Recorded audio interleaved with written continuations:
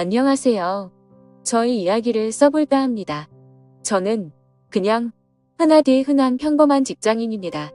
정말 이런 일이 있다는 게 믿기지 않을 만큼 저는 열심히 일해서 가정에 늘 충실했으며 아내와 함께 게임도 같이 즐기며 그 누구도 부럽지 않을 만큼 평범하지만 행복한 삶을 살고 있었습니다.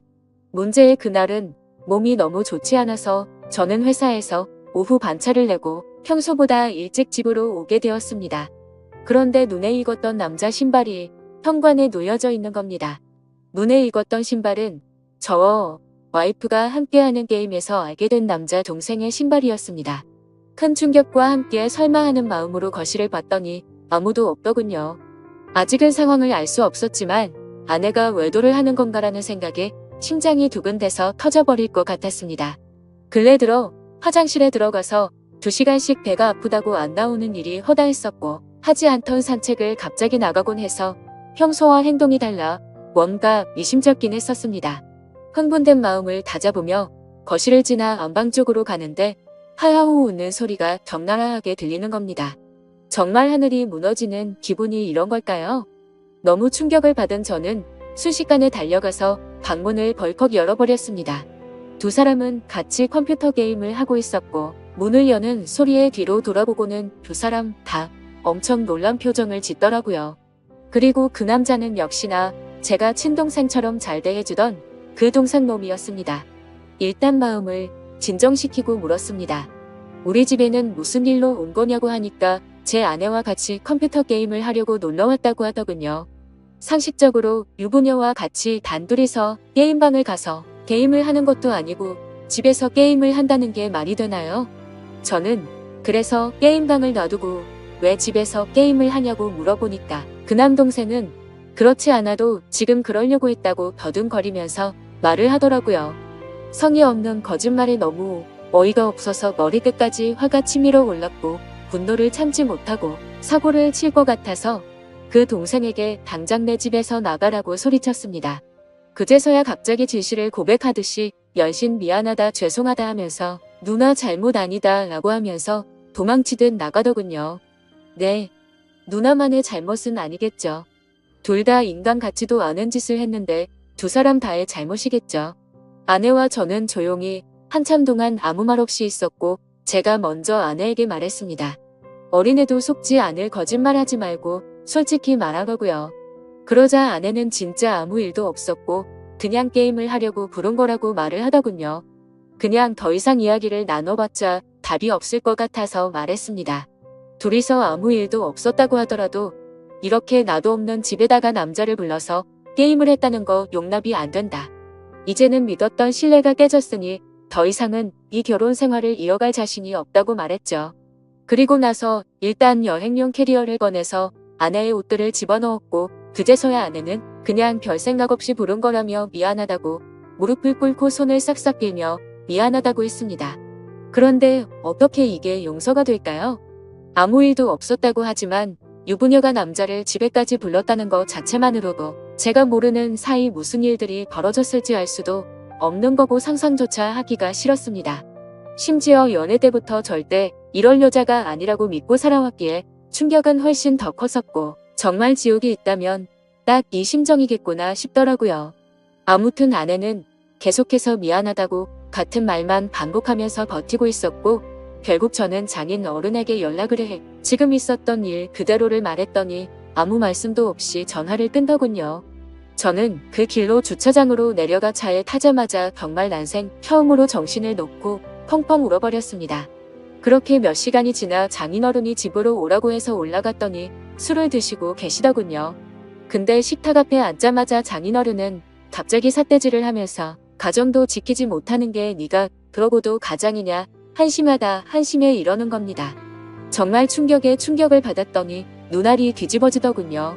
너무 화가 나서 앞에 있던 유리 물컵을 아래로 내리쳤고 유리 파편에 긁혀서 제 손에서는 피가 흘렀지만 너무 화가 나서 아픔도 느낄 수가 없더군요.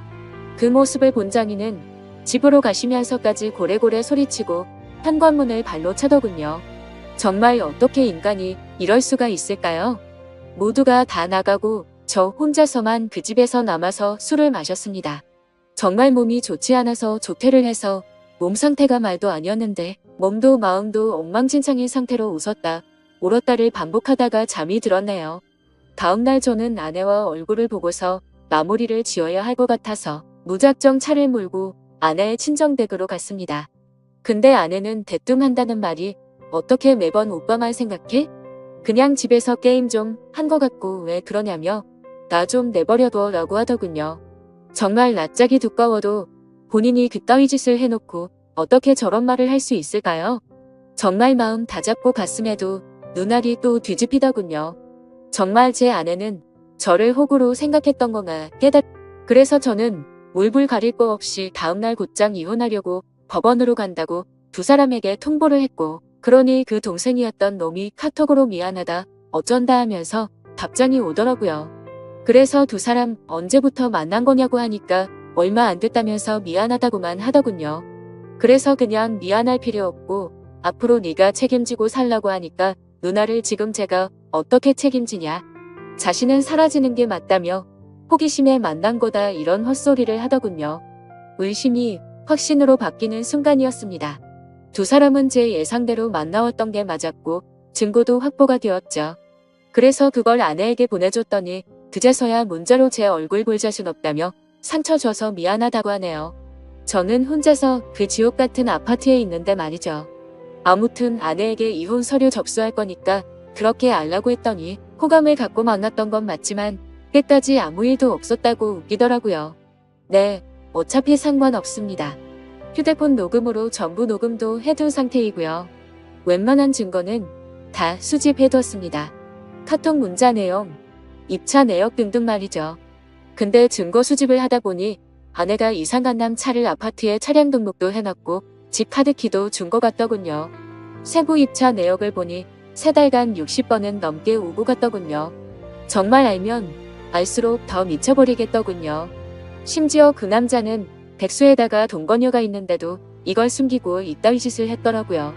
당연히 그 동거녀에게도 이 모든 사실을 다 밝힐 겁니다.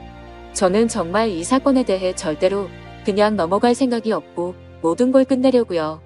배신감 자괴감에 치를 떨었고 그래도 사랑하는 아내랑 용서를 해줄까도 했지만 적반하장으로 나오는 아내와 처가의 행동에 정말 바닥의 끝을 보고 나서 오히려 제정신이 들었습니다. 천국에서 지옥으로 바뀐 그 집에서 혼자 버티며 저는 더욱 더 확고해지고 있네요. 심지어 아내는 제가 직접 모은 증거들을 끝까지 부인하네요. 전 단지 진정성 있는 사과와 반성을 원했는데 말입니다. 정말 뻔뻔하게 마음대로 하라고 하면서 한 번의 실수도 못 넘어가냐며 오히려 저를 치사하다고 생각하더군요. 정말 이 충격적인 일에 너무 힘들어서 정신과 상담을 받았습니다. 전문의 말로는 상당히 위험하다고 심리 검사를 받고 결과를 기다리는 중입니다. 심리 상담자 말로는 이 상황은 자식이나 부모를 잃은 충격과 흡사하다고 하네요. 저 두 사람은 죽었다 깨어나도 제 심정을 절대로 모를 겁니다. 제가 얼마나 죽을 만큼 힘들고 그래도 안간힘을 쓰며 버텨왔는지를요. 그래서 보여줄 겁니다. 전 그들이 얼마나 잘못된 일을 하고 있는 것인지 앞으로 뼈저리게 느끼게 해줄 겁니다. 저를 건드린 건 인생 최대의 실수라고 생각이 들게 해주고 싶네요. 지금까지 제 사연을 들어주셔서 감사드립니다.